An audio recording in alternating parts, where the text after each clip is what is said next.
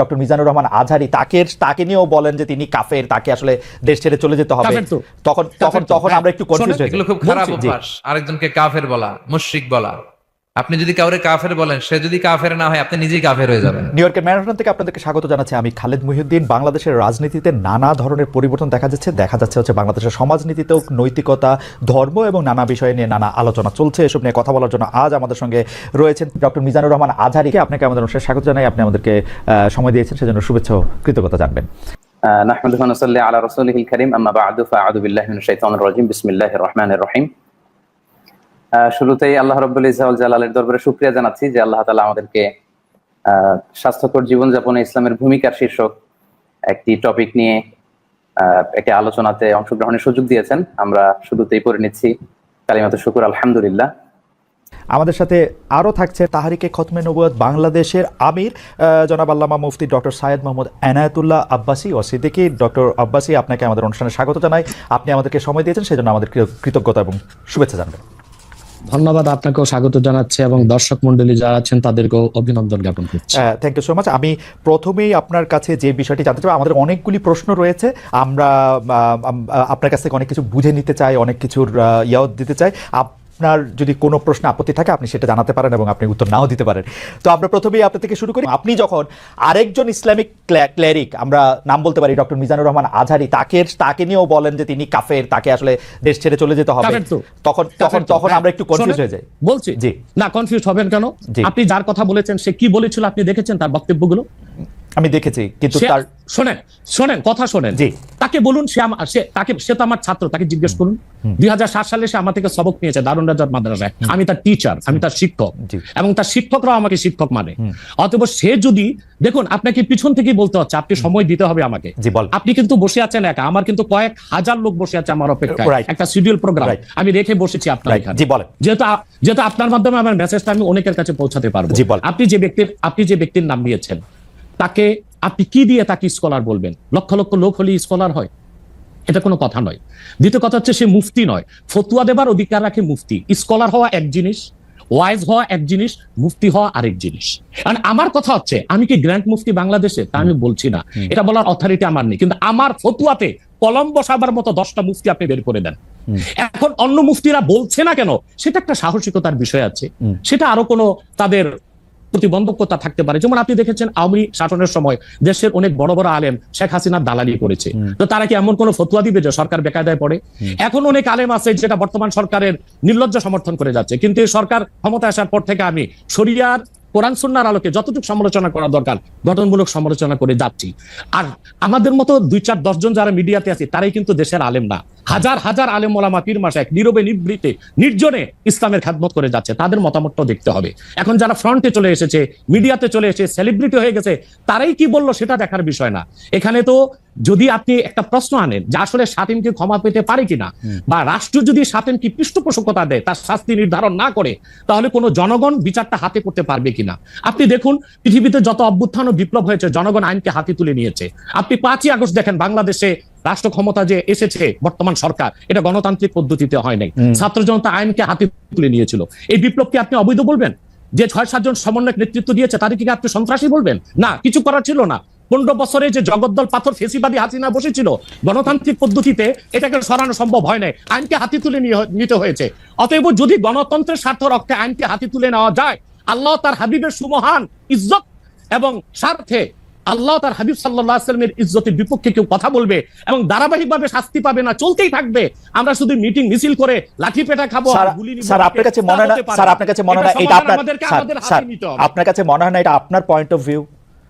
Because আপনি যা বলছেন, হ্যাঁ আপনি এটা ঠিক যে আপনি তো একজন স্কলার, শিক্ষক, পড়াচ্ছেন এবং আপনি গ্র্যান্ড মুফতি না হলেও একজন মুফতি, কিন্তু আমরা ধরেন আমি এখন কথা বললাম হচ্ছে যে বাংলাদেশে কিন্তু এটাও প্রচলিত যে যারা বলতেছে যে তারা আসলে যা কিছু পরীক্ষিত হাদিস নয়, যা কিছু পরীক্ষিতভাবে কোরআনের ফয়সালা নয়, তারা তা মানতে চান না। ধরা যাক ঈদে মিলাদুন্নবী সম্পর্কে তাদের একটা বয়ান আছে, তাদের আরও অনেক কিছু নিয়ে তাদের একটা বয়ান আছে। তাদের মধ্যে থেকেও কেউ আছেন যারা মক্কা মদিনায় বড় বড় জায়গায় আলেমের কাজ করতেছেন। আমি আব্দুর রাজ্জাক বিন ইউসুফের কথা বলতে পারি, আরও আপনি জানেন কাদের কথা আমি বলছি। তাদের কেউ মনে করেন আপনার পথটা আসলে ঠিক না।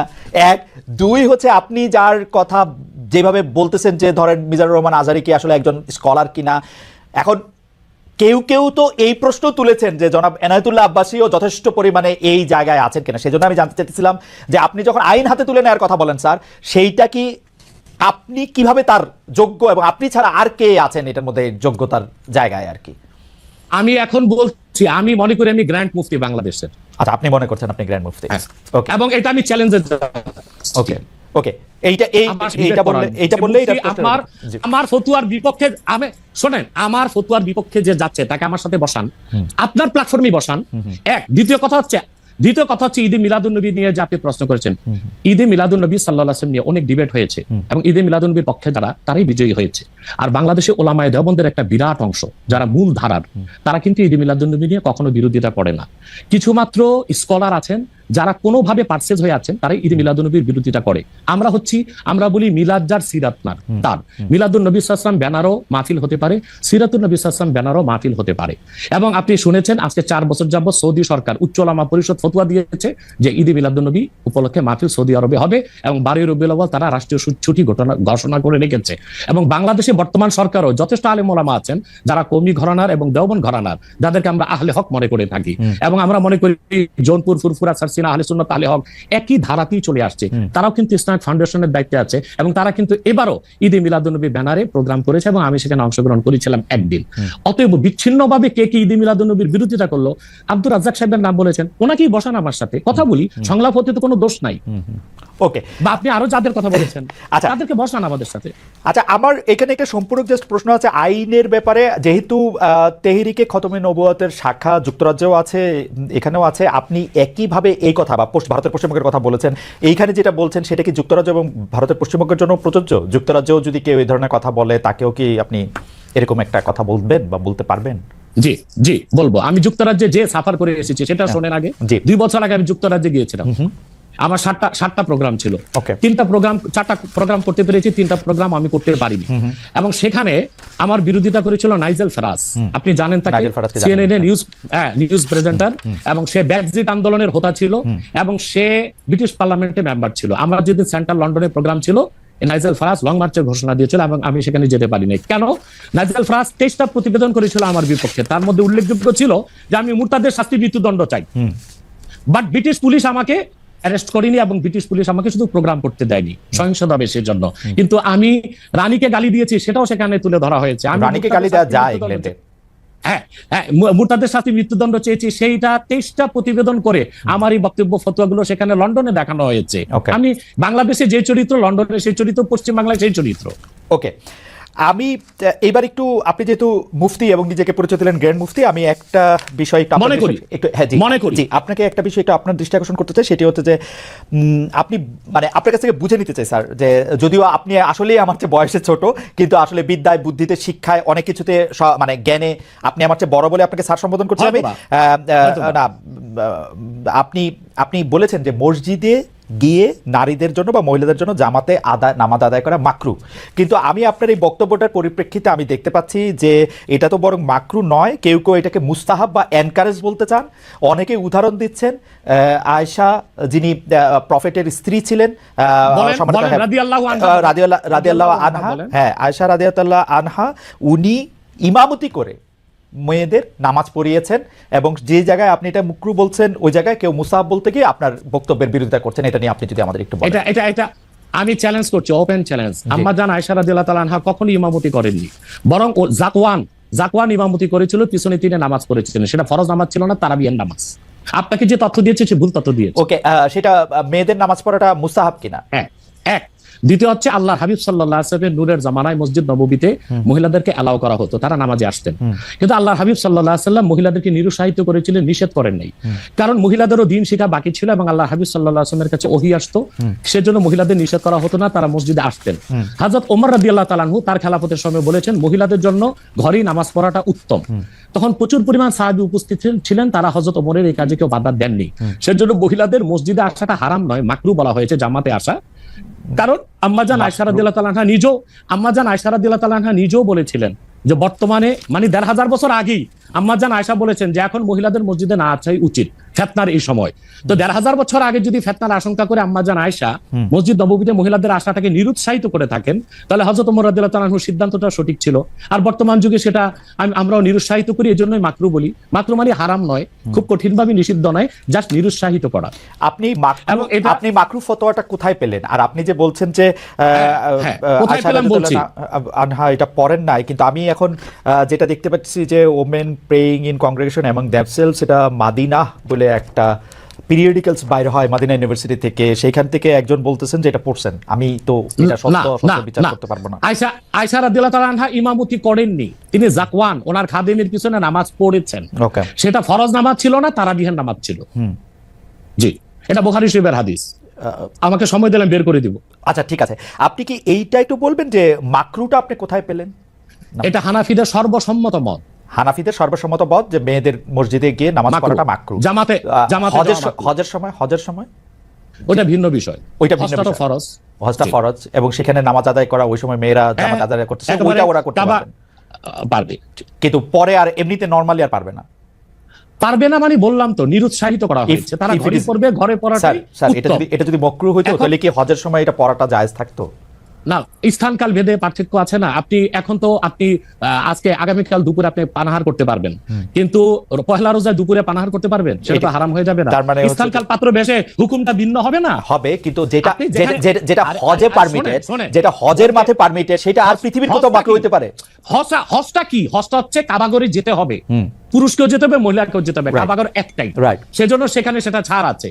কিন্তু মসজিদ পৃথিবীতে একটা না, মহিলারা ঘরে নামাজ পড়তে পারবে। হ্যাঁ, তারপর আমরা এটা বলে থাকি, যেমন কোন মহিলা ঢাকা গেল শপিং করার জন্য, এখন নামাজের সময় হলো, সে বাড়িতে আসতে নামাজ কাজা হয়ে যাবে, সে বাইতুল মুকাররম যে নামাজ পড়ে নেই, মহিলাদের জন্য যদি সুব্যবস্থা থেকে পড়তে পারবে।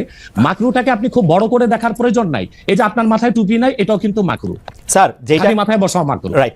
যেটা কিন্তু তাই বলে তো আপনাকে আমি গুনাহগার বলতে পারছি না, উৎসাহিত করব না। স্যার, আমি যেটা বলতে চাইতেছি, এমন কোন কাজ কি আছে যেটা কাবাগারে করা যায়, অন্য যে কোনো জায়গায় আরেকটা মাকরু হিসেবে বিবেচিত হবে? আর কোন কাজ কিরকম আছে বোঝার জন্য জানতে চাইতেছি স্যার। হ্যাঁ, বোঝার জন্য বলতেছি। যেমন কাবাগারে উপস্থিত হলে ওযু অবস্থায় যেতে হবে, অন্য কোনো জায়গায় গেলে ওযু অবস্থা লাগবে না।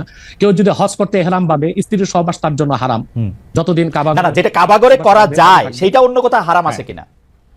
কাবাগর, হ্যাঁ, হারাম আছে। যেমন কাবাগর তোয়াফ করা হচ্ছে ফরজ, হজের একটা ফরজ, কিন্তু পৃথিবীর অন্য কোনো ঘর কোনো জায়গায় তোয়াফ করা যায় না। সেখানে যেটা যায় অন্য জায়গায় যায় না। মানে যেহেতু কাবাগর তোয়াফ করা যায়, মানে কাবাগর শুধু তোয়াফের জায়গা, কাবাগর তোয়াফ করা ফরজ, কিন্তু পৃথিবীর অন্য কোনো মসজিদ বা আল্লাহর ওলির কোনো কবর বা মাজার তো তোয়াফ করা যাবে না, সেটা তো শিরক। তাহলে স্থানকাল পাত্র ভেদে এবং সময়ের ভিন্নতার কারণে হুকুম পরিবর্তন হয়। যেমন আমি আপনাকে একটা উদাহরণ দিয়েছি, আগামীকাল আপনাকে দুপুরে খেতে হবে, সেটা খাওয়া আপনার জন্য সওয়াবের কাজ। আল্লাহ বলেছেন কুলু ওয়াশরাবু, খাও পান করো, কিন্তু ঠিক পহেলা রোজার দিন দুপুরে আপনি খেতে পারবেন না, সেটা হারাম। অথবা মাকরুর বিষয়টাও স্থানকাল পাত্র ভেদে তো পরিবর্তন হবে। লাস্ট কোশ্চেন এই সিরিজে জাস্ট বোঝার জন্য, আমাদের অনেক দর্শক জানাচ্ছেন যে সৌদি আরব সহ ইসলামী বিশ্বের অনেক দুনিয়ায় মেয়েদের জামাতে নামাজ পড়ার ব্যবস্থা মসজিদে আছে, তাহলে সেই ব্যাপারটা কি মাকরু কিনা, এবং তাদের শরিয়া বোর্ড সেইটাকে আসলে পরীক্ষা করছে কিনা? আবার বলেন তো প্রশ্নটা। এমন অনেক মুসলিম দেশ আছে, সৌদি আরব সহ, আরব দেশ সহ, যেখানে জামাতে মেয়েদের নামাজ পড়ার ব্যবস্থা আছে। বিশেষ করে রমজানের সময় তো তারাবির নামাজের ক্ষেত্রে মেয়েরা অনেকেই যান। তো সেই ক্ষেত্রে তারা এই মাকরুর ব্যাপারটা অবগত কিনা, তাদের শরিয়া ব্যাপারটার দিকে নজর আছে কিনা? আপনি হয়তো ভুলে গেছেন আমার উত্তরটা। হানাফি মাযহাব মতে মাকরু। আমরা যেহেতু মাযহাব হানাফি মানি, এই জন্য মাকরু। কিন্তু সৌদি আরবে হানাফি মাযহাব না, হাম্বলি মাযহাব, সেখানে মাকরু না। আচ্ছা, মানে হানাফি মাযহাব মতে মাকরু। ওকে, আমি পরের আপনার বক্তব্যটা নিশ্চয়ই অন্য আলেমরাও শুনেছেন, তারা তাদের মতো করে তারা ব্যাপারটা বিবেচনা করে দেখবেন। আমরা এটা শুনলাম। এইবার নেক্সট প্রসঙ্গে বা প্রশ্নে আপনাকে নারীদের নামাজের ব্যাপারে একটা হাদিস শোনায় দিচ্ছি। সহিহ মুসলিম হাদিস নাম্বার 1027। আন আমরাতা বিনত আব্দুর রহমান أنها أخبرته أن عائشة زوج النبي صلى الله عليه وسلم قالت لو أدرك رسول الله صلى الله عليه وسلم ما أدرك النساء لمنعهن المسجد। পরিষ্কার সহিহ মুসলিমের হাদিস। হযরত আমরা বিনতে আব্দুর রহমান বলেন, রাসূল সাল্লাল্লাহু আলাইহি সাল্লামের সহধর্মিণী আল্লাহ হাবিব সাল্লাল্লাহু আলাইহি ওয়াসাল্লামের স্ত্রী আম্মাজান আয়েশা রাদিয়াল্লাহু তাআলা আনহা, যার কথা বলেছেন তিনি নামাজ পড়েছেন, উনি বলেছেন যে বর্তমানে মহিলাদের এখনকার অবস্থা যদি আল্লাহ হাবিব সাল্লাল্লাহু আলাইহি ওয়াসাল্লাম দেখতেন, তাহলে তাদেরকে মসজিদে আসতে নিষেধ করতেন। সহিহ মুসলিম হাদিস নাম্বার 1027। আপনি সেই স্কলারদেরকে বলেন এই হাদিসটার জবাব আমাকে দিতে। ওকে, তার মানে আমি শেষ করি। তার মানে হচ্ছে মহিলাদের আমাদেরকে মাকরু বলা দ্বারা হানাফি মাযহাবে যে নিষেধ করা হয়েছে, কঠিন নিষেধ না, মানে নিরুৎসাহিত করা হয়েছে। ওকে, ঠিক আছে, এটা নিশ্চয়ই এটা নিরুৎসাহিত করা হয়েছে, এটা আপনি বলছেন, নিশ্চয়ই এটা একটা প্রণিধানযোগ্য। আমি দলিল দিয়েছি,